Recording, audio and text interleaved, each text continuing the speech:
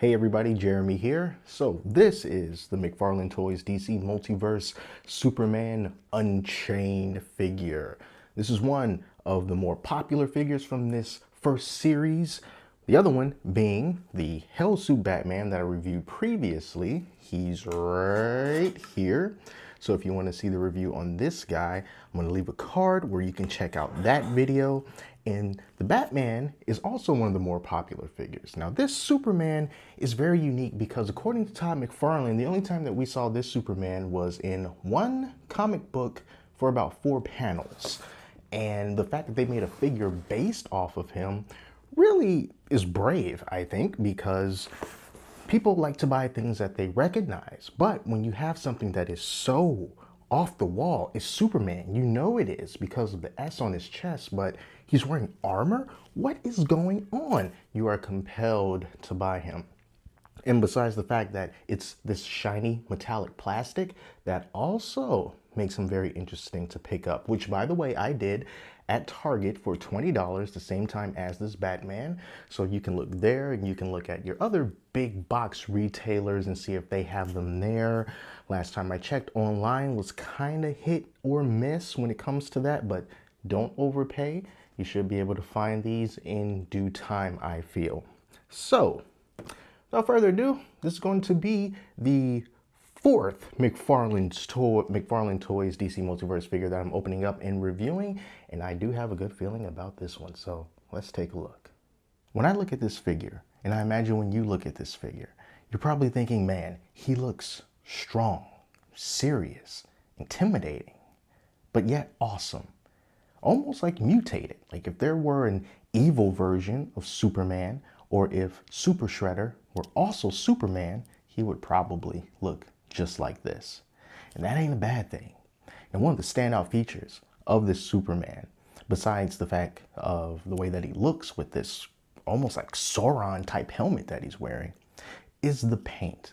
Now, McFarlane Toys did a great job on the paint, and the blue paint stands out the most because that's what gives it this metallic shimmer. I don't see it so much on the red, but it definitely stands out in the blue, which is great because the blue is really what we see the most. Really nice contrast between that, especially with the black as well, in between the S on his chest.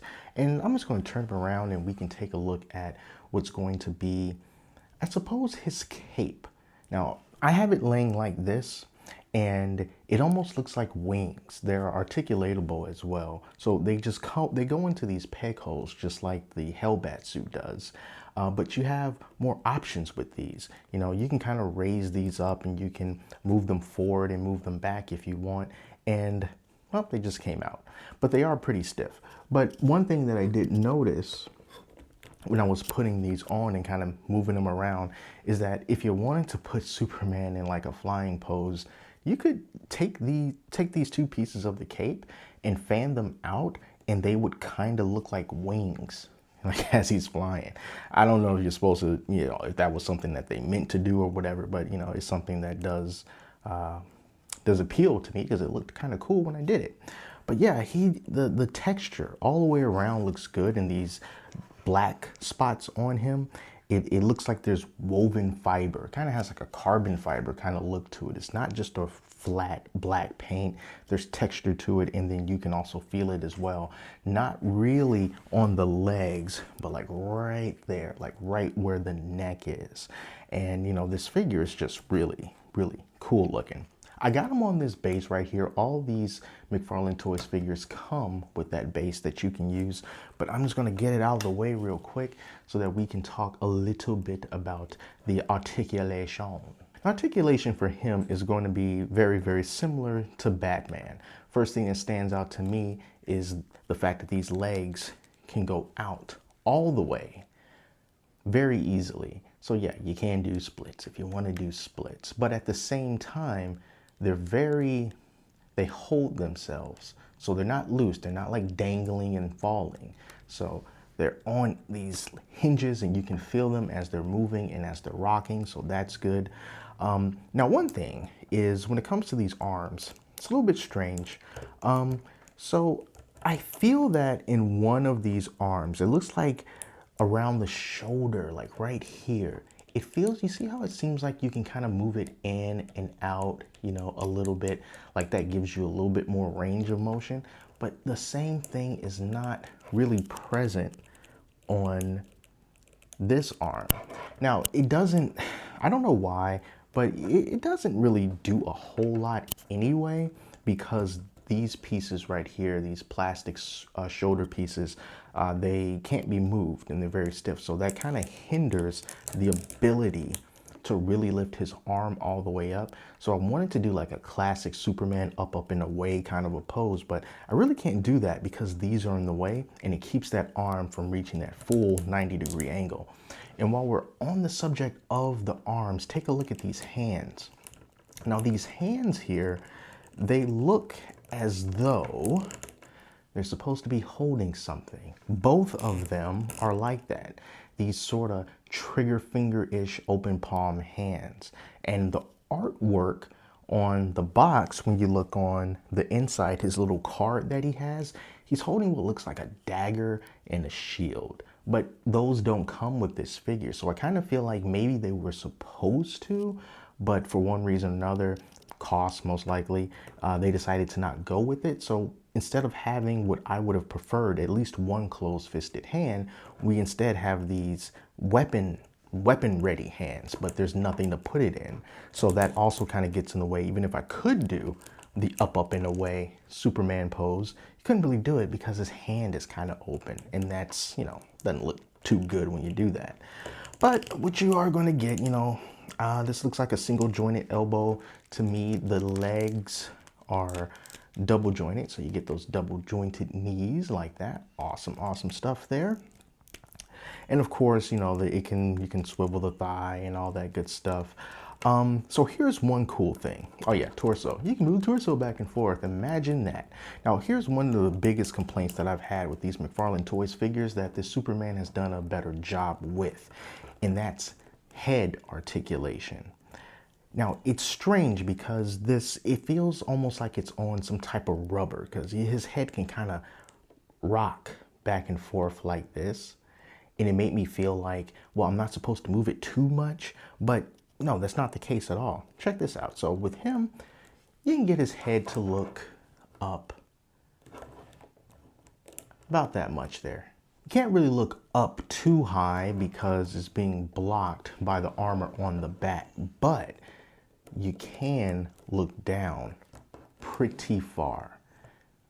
And I kind of like that look. When you have something that's opposing and strong and kind of menacing like this Superman, being able to look down like that far, I think is really, really cool.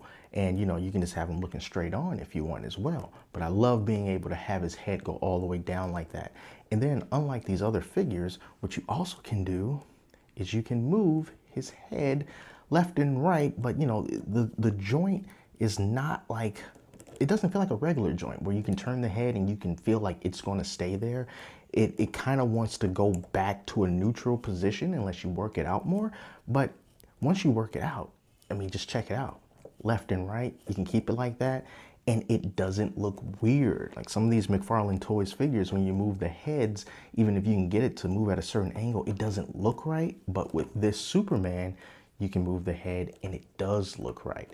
And you can still have him, you know, looking down and as far up as he can, which is not a lot, but it's still, you know, pretty good. So yeah, good head articulation there. So going forward, I would like to see something like that implemented into the other figures so that they can also have some good, more, word I'm looking for, not emotional, but more dynamic poses just by using the head, because, you know, just a simple head tilt can mean all the difference in the world.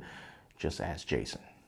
So for a figure like this, you're definitely getting that unique factor. The fact that you don't have a Superman like this, the fact that it's going to be the only one on your shelf like this, and it may be that way for a long time to come, at least in this $20 action figure form. And compared to some of the other Superman figures that you can find on the shelves, this is going to be one of the better ones out there. I think that the articulation is pretty good, but really, if they had those accessories, that sword or that dagger with that shield, that would have definitely put it over the top. And I would also argue that I would have been happy to pay a little bit more if we had those accessories as well as some sort of plastic effects piece to simulate lightning or some kind of energy going around those weapons. That would have made this figure just amazing. Pay an extra $5-6 for something like that, I think it would have been totally worth it. And I really do think that that's probably something that they were going for, but just didn't do it, because why would you have open hands like that if you didn't have a reason to put anything in them? It just seems very strange. But yeah, for this figure and for the Batman figure to be two of the most popular ones from this first wave of McFarlane Toys DC Multiverse figures, I think that it is a good sign that they are so popular, because I really think that they hit on a very important section of the market, doing something a little bit different, making it different than the Superman that's sitting next to it, or the Superman or the Batman that you have seen in the past. And I know they're going to also have, you know, the traditional characters, but if we can get something very unique like this and like the Batman as often as we can from McFarlane Toys, and they have the ability to create figures based on the entire freaking DC universe, like multiverse if they want to, but you know, it's got to be cleared and got to have a good reason to.